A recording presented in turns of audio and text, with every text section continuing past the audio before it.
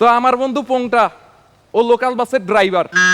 ওদিন পোংটার বউ আমার কাছে আসছে, আইসা কইতাছে, ভাই আপনার বন্ধুর সাথে আমি আর সংসার করব না, তাকে আমি ডিভোর্স দিয়ে দেবো। আমি বললাম, মা কেন, পোংটা করছে কি?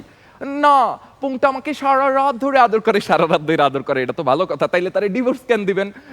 না, লোকাল বাসের ড্রাইভার তো প্রত্যেকটা স্টপে স্টপে এতবার ব্রেক দেয় যে গন্তব্যে যাওয়ার আর ইচ্ছেই থাকে না। খালি পোংটার বউ না ভাই, নিজের প্রেমিকাও মাঝে মাঝে আমার কাছে আসে।